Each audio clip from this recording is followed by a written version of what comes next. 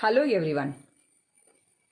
Welcome to Business Studies class 11 or first PU. Today we will discuss about forms of business organization. So the topic is factors influencing the choices of forms of business organization. So in previous class we already know what is forms of business organizations, right? So at last topic of this chapter, factors influencing the choices of forms of business organization. So factors influencing ಅಂತಂದರೆ ನೀವು ಯಾವುದೇ forms of business organization ಯಾವುದೇ ಟೈಪಿನ ಬಿಸ್ನೆಸ್ಸನ್ನು ಮಾಡ್ತೀರಾ ಅಂತಂದರೂ ಅದರಲ್ಲಿ ನೀವು ಗಮನಿಸಬೇಕಾದಂಥ factors ಯಾವ ಅಂಶಗಳು ಪ್ರಭಾವ ಬೀರುತ್ತವೆ ಅನ್ನೋದೇ ಇವತ್ತಿನ ಒಂದು ಕ್ಲಾಸ್ನಲ್ಲಿ ನಾವು ನೋಡ್ತಾ ಹೋಗುವಂಥದ್ದು. So for example soul proprietorship ಅಂತ ತೊಗೊಂಡ್ರಿ ನೀವು, ಅಲ್ಲಿ ಯಾವ್ಯಾವ ಅಂಶಗಳು ಪರಿಣಾಮ ಬೀರುತ್ತೆ ಅಥವಾ ಯಾವ್ಯಾವ ಅಂಶಗಳು ಅಡ್ವಾಂಟೇಜ್ ಆಗುತ್ತೆ ಅನ್ನೋದು. ಲೈಕ್ ಪಾರ್ಟ್ನರ್ಶಿಪ್ ತೊಗೊಂಡ್ರಿ, ಅಲ್ಲಿ ಯಾವ್ಯಾವುದೊಂದು ಬಂಡವಾಳ ತೊಡಗಿಸೋದ್ರಲ್ಲಿ ಇರ್ಬೋದು ಅಥವಾ ರಿಸ್ಕ್ನ ತೊಗೊಳ್ಳೋದ್ರಲ್ಲಿ ಇರ್ಬೋದು. ಹಾಗೆ ಬೇರೆ ಬೇರೆ ಒಂದು ಫಾರ್ಮ್ಸ್ ಆಫ್ ಬಿಸ್ನೆಸ್ ಆರ್ಗನೈಸೇಷನ್ನಲ್ಲಿ ಬೇರೆ ಬೇರೆ ಫ್ಯಾಕ್ಟರ್ಸ್ಗಳು ಹೆಚ್ಚಿಗೆ ಪ್ರಭಾವನ ಬೀರುತ್ತೆ. ಅದೇ ರೀತಿಯಲ್ಲಿ ಸೊ ಯಾವೆಲ್ಲ ಫ್ಯಾಕ್ಟರ್ಸ್ಗಳು ಬಿಸ್ನೆಸ್ಗಳಿಗೆ ಹೆಲ್ಪ್ ಆಗುತ್ತೆ, ಯಾವೆಲ್ಲ ಫ್ಯಾಕ್ಟರ್ಸ್ಗಳನ್ನ ನೋಡಿ ನೀವು ಯಾವ ಫಾರ್ಮ್ಸ್ ಆಫ್ ಬಿಸ್ನೆಸ್ ಆರ್ಗನೈಸೇಷನ್ ತಗೋಬೇಕು, ಯಾವ ಫಾರ್ಮ್ಸ್ ಆಫ್ ಬಿಸ್ನೆಸ್ ಮಾಡಬೇಕು ಅನ್ನೋದನ್ನು ತಿಳ್ಕೊಳ್ಳಿಕ್ಕೆ ಈ ಫ್ಯಾಕ್ಟರ್ಸ್ಗಳು ಹೆಲ್ಪ್ಫುಲ್ ಆಗುತ್ತೆ ಅಂತ. So one by one we will learn. First one, cost and easy in setting up the organisation. So ಮುಖ್ಯವಾಗಿ ಏನು ಮಾಡಬೇಕು, ಕಾಸ್ಟನ್ನು ನೋಡಿ ಹಾಗೆ ಸೆಟಪ್ ಮಾಡಲಿಕ್ಕೆ ಆರ್ಗನೈಸೇಷನ್ ಆಗುವಂಥದ್ದು. As for initially the business setting up, the costs are concerned. Sole proprietorship is the most expensive way of starting a business. However, the legal requirement are minimum and the scale of operation is a small. In cases of partnership, also advantage of less legal formalities and lower cost is there because of limited scale of operation. Cooperative society and companies have to be compulsorily registered. Formation of a company involves the lengthy, expensive legal procedure.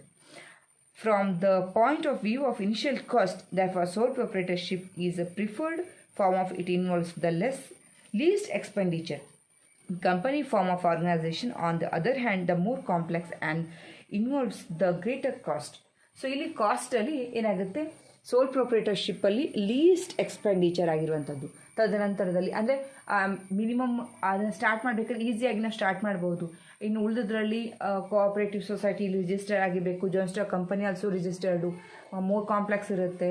Then ಪಾರ್ಟ್ನರ್ಶಿಪ್ಪಲ್ಲಿ ಸ್ವಲ್ಪ ಮಟ್ಟಿಗೆ ಇರುವಂತಹದ್ದು cost ಅಂದರೆ ತೊಡಗಿಸ್ಕೊಳ್ಳೋದು ಸ್ವಲ್ಪ ತ್ರಾಸದಾಯಕವಾಗಿ, ಸ್ವಲ್ಪ ಈಸಿಯಾಗಿರುವಂಥದ್ದು, ಕಡಿಮೆ ಖರ್ಚಿನಲ್ಲಿ setup ಮಾಡುವಂಥ business ಅಂತಂದರೆ ಅದು ಸೋಲ್ ಪ್ರೊಪ್ರೈಟರ್ಶಿಪ್. ಸೊ ಕಾಸ್ಟನ್ನ ಬೇಸಾಗಿ ಇಟ್ಕೊಂಡು ಮಾಡೋದಾಗಿದ್ದರೆ ಸೋಲ್ ಪ್ರೊಪ್ರೈಟರ್ಶಿಪ್ಗೆ ಹೆಚ್ಚು ಅಡ್ವಾಂಟೇಜ್ ಸಿಗುತ್ತೆ ಅಂತ, ಆ ಫ್ಯಾಕ್ಟರ್ಸು ಹೆಚ್ಚಿಗೆ ಪ್ರಭಾವವನ್ನು ಬೀರುತ್ತೆ ಅಂತ. ದೆನ್ ಲಯಬಿಲಿಟಿ ಮೀನ್ಸ್ ಜವಾಬ್ದಾರಿ ಅಂತ. ಸೊ ಜವಾಬ್ದಾರಿಗಳಲ್ಲಿ ಯಾವ್ಯಾವ ಒಂದು ವಿಭಾಗದ ಟೈಪ್ ಆಫ್ ಬಿಸ್ನೆಸ್ಸಲ್ಲಿ ಹೆಲ್ಪ್ ಆಗುತ್ತೆ ಅಂತ ನೋಡ್ತಾ ಹೋಗುವ. In cases of liability, a sole proprietorship and partnership firms, the liability of the owners and partners unlimited. This may call for paying the debt from personal asset the owner. ಏನಾಗುತ್ತೆ, ಲಯಬಿಲಿಟಿಯಲ್ಲಿ ಸೋಲ್ proprietorship ಮತ್ತು ಪಾರ್ಟ್ನರ್ಶಿಪ್ಪಲ್ಲಿ ಹೆಚ್ಚಿಗೆ ಜವಾಬ್ದಾರಿನ ನಿಭಾಯಿಸಬೇಕಾಗತ್ತೆ. ಒಂದು ವೇಳೆ ಅವರ ಒಂದು ಇನ್ಕಮ್ಗಿಂತ ಜಾಸ್ತಿ expenditure ಆಯ್ತಪ್ಪ ಅಂತಂದರೆ ಅವರ ಫುಲ್ ಅಸೆಟ್ಗಳನ್ನು ಕೂಡ ಅಥವಾ ಅವರು ಅದಕ್ಕೆ ತೊಡಗಿಸಬೇಕಾದಂತಹ ಅಸೆಟ್ಗಳನ್ನು ಏನು ಮಾಡಬೇಕಾಗುತ್ತೆ, ಅವರು ಫ್ಲೆಡ್ಜ್ ಮಾಡಬೇಕಾಗತ್ತ ಸಂದರ್ಭ ಬರುತ್ತೆ ಅಂತ. ಆದರೆ ಇನ್ನು joint Hindu family complete responsibility taken into a ಕರ್ತ. ಏನಾಗುತ್ತೆ, ಜಾಯಿಂಟ್ ಹಿಂದೂ ಫ್ಯಾಮಿಲಿಯಲ್ಲಿ ಕರ್ತ ಅಂದರೆ ಮುಖ್ಯವಾದಂತಹ ಯಾರು ಹಿರಿಯನಿರ್ತಾನೋ ಅವನೇ ಏನು ಮಾಡ್ತಾನೆ, ಪೂರ್ತಿ ಲಯಬಿಲಿಟಿನ ತೊಗೋತಾನೆ. ಇನ್ನು ಕೋಆಪ್ರೇಟಿವ್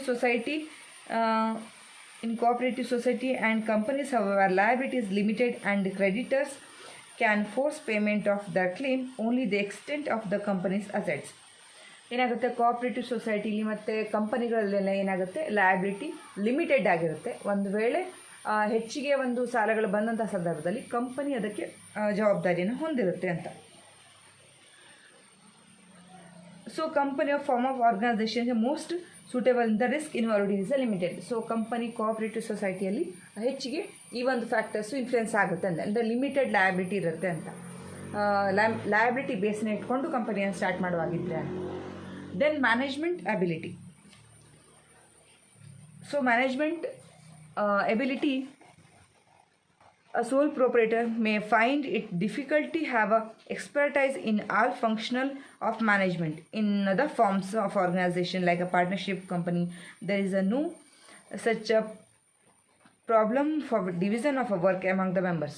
ಸೊ ಇಲ್ಲಿ ಮ್ಯಾನೇಜ್ಮೆಂಟ್ ಎಬಿಲಿಟಿಯಲ್ಲಿ ಸೋಲ್ ಪ್ರೊಪ್ರೈಟರ್ಶಿಪ್ಪಲ್ಲಿ ಸ್ವಲ್ಪ ಕಡಿಮೆ ಆಗುತ್ತೆ.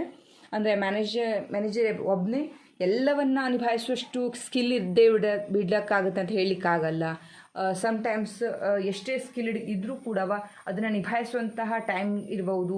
ಯಾಕಂತಂದರೆ ಒಬ್ಬನೇ ಎಲ್ಲವನ್ನ ಹ್ಯಾಂಡಲ್ ಮಾಡಬೇಕಾಗತ್ತೆ. ಆವಾಗ ಇದಾಗುತ್ತೆ, ಡಿವಿಷನ್ ಆಫ್ ವರ್ಕ್ ಆಗಲಿಕ್ಕಾಗಲ್ಲ. ಬಟ್ ಪಾರ್ಟ್ನರ್ಶಿಪ್ಪಲ್ಲಿ, ಜಾಯಿಂಟ್ ಸ್ಟಾಕ್ ಕಂಪನಿಯಲ್ಲಿ, ದೆನ್ ಕೋಆಪರೇಟಿವ್ ಸೊಸೈಟಿಲಿ ಇಲ್ಲೇನಾಗುತ್ತೆ, ಮ್ಯಾನೇಜ್ಮೆಂಟ್ ಎಬಿಲಿಟಿ ಜಾಸ್ತಿ ಆಗಿರುತ್ತೆ. ಡಿವಿಷನ್ ಆಫ್ ವರ್ಕ್ ಆಗುತ್ತೆ, ಬೇರೆ ಬೇರೆ ಜನರ ಸ್ಕಿಲ್ಗಳು ಹಾಗೆ ಕೆಲಸಗಳು ಆಗುತ್ತೆ, ಬರ್ಡನ್ಗಳು ತೊಂದರೆ ಕಡಿಮೆ ಆಗುತ್ತೆ. ಸೊ ಮ್ಯಾನೇಜ್ ಈಸಿಯಾಗಿ ಆಗುವಂಥದ್ದು. Then capital consideration. Companies are the better position of collect the large amount of capital issues shares to the large investment of a partnership firm and also have the advantage of a combined resources of all partners, but the resources of a sole proprietorship are limited. Thus the scale of operations is a large. Company form of may be suitable for us for a medium and a small sized business can option of a partnership, the sole proprietorship.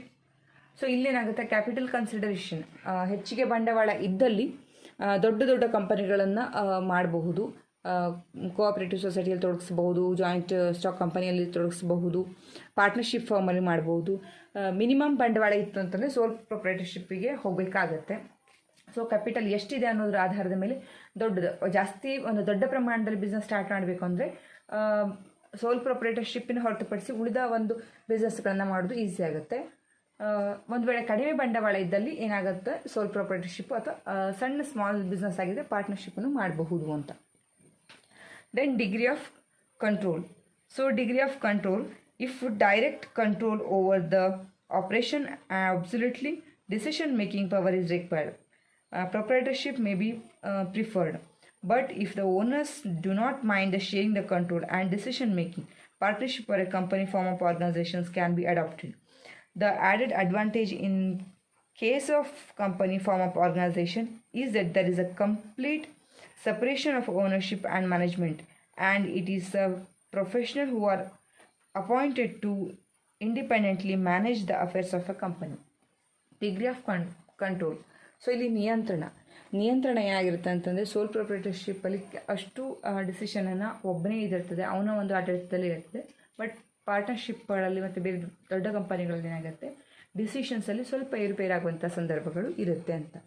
So ಅವ್ನು decision ಮಾಡೋದು ಕಂಪ್ಲೀಟಾಗಿ ತನ್ನ ನಿಯಂತ್ರಣದಲ್ಲೇ ಇರಬೇಕು ಅನ್ನೋರು ಇದಕ್ಕೆ ಹೋಗ್ತಾರೆ. Then ಪಾರ್ಟ್ನರ್ಶಿಪ್ಪಲ್ಲಿ partners ಆದಂಥ ಇಬ್ಬರಿಗೂ ಕೂಡ ಸಮಾನವಾದಂಥ ಅಧಿಕಾರಗಳು ಇರುತ್ತೆ ಅಂತ. Then nature of a business. So if direct the personal contact is needed with the customers, such as the cases of a grocery stores, partnership may be more suitable. ಏನಾಗುತ್ತೆ, ನೇರವಾದಂತಹ ಗ್ರಾಹಕರ ಮತ್ತು ವ್ಯಕ್ತಿಗಳ ನಡುವೆ, ಬಿಸ್ನೆಸ್ ಮ್ಯಾನ ನಡುವೆ ನೇರವಾದಂಥ ಕಾಂಟ್ಯಾಕ್ಟ್ಗಳ ಅವಶ್ಯಕತೆ ಇದೆ ಅಂತಹ ಬಿಸ್ನೆಸ್ಗಳಲ್ಲಿ ಸೋಲ್ ಪ್ರೊಪ್ರೈಟರ್ಶಿಪ್ಪಲ್ಲಿ ಗ್ರೋಸರಿ ಸ್ಟೋರ್ಸ್ಗಳಂತಹ ಬಿಸ್ನೆಸ್ಗಳನ್ನು ಮಾಡಬಹುದು ಅಂತ ಹೇಳಿ. Partnership may be more suitable, partnership ಕೂಡ ಇದಕ್ಕೆ ಸೂಟಬಲ್ ಆಗುತ್ತೆ ಅಂತ ಹೇಳಿ. Larger manufacturing unit hour when direct personal contact with the customers is not required. ದೊಡ್ಡ ದೊಡ್ಡ ಬಿಸ್ನೆಸ್ಗಳಲ್ಲಿ ಡೈರೆಕ್ಟ್ ಕಾಂಟ್ಯಾಕ್ಟ್ಗಳನ್ನು ಹೊಂದಲಿಕ್ಕೆ ಸಾಧ್ಯವಿಲ್ಲ ಅಂತ ಹೇಳಿ. So nature of business. So ಇಲ್ಲಿ ಏನಾಗುತ್ತೆ, ಬಿಸ್ನೆಸ್ಸು ಯಾವ ರೀತಿಯ ಬಿಸ್ನೆಸ್ಗಳು, ಸಣ್ಣ ಪ್ರಮಾಣದ ಬಿಸ್ನೆಸ್ಗಳನ್ನು ತೆಗೆದುಕೊಳ್ಬೇಕು, ದೊಡ್ಡ ಪ್ರಮಾಣದ ಬಿಸ್ನೆಸ್ಗಳನ್ನು ತೆಗೆದುಕೊಳ್ಬೇಕು ಅನ್ನೋದು ನೇಚರ್ ಆಫ್ ಅ ಬಿಸ್ನೆಸ್, ಆ ಒಂದು ಬಿಸ್ನೆಸ್ಸಿಗೆ ಸಂಬಂಧಪಟ್ಟ ಹಾಗೆ. So and one more factors influencing continuity.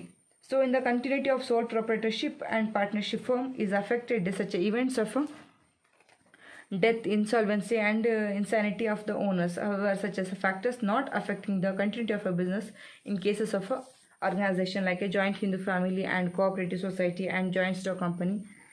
So ಇಲ್ಲಿ ಏನಾಗುತ್ತೆ, ಕಂಟಿನ್ಯೂಟಿಯಲ್ಲಿ ಪಾರ್ಟ್ನರ್ಶಿಪ್ಪಲ್ಲಿ ಮತ್ತು ಸೋಲ್ ಪ್ರೊಪ್ರೈಟರ್ಶಿಪ್ಪಲ್ಲಿ ಕಂಟಿನ್ಯೂಟಿ ಆಗೋದು ಸ್ವಲ್ಪ ಕಷ್ಟದಾಯಕವಾಗಿರುತ್ತೆ. ಸೋಲ್ ಪ್ರೊಪ್ರೈಟರ್ಶಿಪ್ಪಲ್ಲಿ ಕಂಪ್ಲೀಟ್ ಕ್ಲೋಸ್ ಆಗುತ್ತೆ ಬಿಸ್ನೆಸ್ಸು.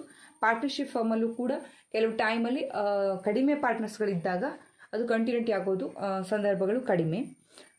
ಜಾಯಿಂಟ್ ಸ್ಟಾಕ್ ಕಂಪನಿ ಮತ್ತು ಕೋಆಪರೇಟಿವ್ ಸೊಸೈಟಿಗಳೆಲ್ಲ ಕಂಟಿನ್ಯೂಟಿವ್ ಆಗ್ತಾ ಹೋಗುತ್ತೆ. ಯಾಕಂತಂದರೆ ಒಬ್ಬರು ಸತ್ತರೆ ಅಥವಾ ಆಕ್ಸಿಡೆಂಟ್ ಆಗಿದ್ದಿದ್ರೆ ಅಥವಾ ಏನಾದರೂ ಲಾಸ್ ಆಗಿದ್ದಿದ್ರೆ ಅಂಥ ಟೈಮಲ್ಲಿ ದೊಡ್ಡ ಪ್ರಮಾಣದ ಒಂದು ಕಂಪನಿಗಳು, ದೊಡ್ಡ ಪ್ರಮಾಣದ ಒಂದು ಸಂಘಗಳು ಏನಾಗುತ್ತೆ ನಡೀತಾ ಹೋಗುತ್ತೆ. ಯಾರಾದರೂ ಅಲ್ಲಿರುವಂತಹ ಮೆಂಬರ್ಸ್ಗಳು ಬಿಟ್ಟು ಹೋದರೂ ಅಥವಾ ಇದ್ದರೂ ಕೂಡ ವ್ಯತ್ಯಾಸಗಳು ಆಗೋದಿಲ್ಲ ಅಂತ ಹೇಳಿ, ಬಟ್ ನಡೀತಾನೆ ಇರುತ್ತೆ ಅಂತ. ಪಾರ್ಟ್ನರ್ಶಿಪ್ಪಲ್ಲಿ ಮತ್ತು ಸೋಲ್ ಪ್ರೊಪ್ರೈಟರ್ಶಿಪ್ಪಲ್ಲಿ ಕಷ್ಟ ಅಂತ. ಸೋಲ್ ಪ್ರೊಪ್ರೈಟರ್ಶಿಪ್ಪಲ್ಲಿ ಕ್ಲೋಸ್ ಮಾಡಬೇಕಾಗತ್ತೆ, ಪಾರ್ಟ್ನರ್ಶಿಪ್ಪಲ್ಲಿ ಕಷ್ಟದಾಯಕವಾಗುತ್ತೆ ಅಂತ. So these are all factors influencing the choices of forms of business organization: cost and easy in setting up the organization, liability, management ability, capital consideration, degree of a control, nature of a business, and continuity. So I hope today topic is understand. If you like this video, please like, share, and as well as subscribe. Thank you.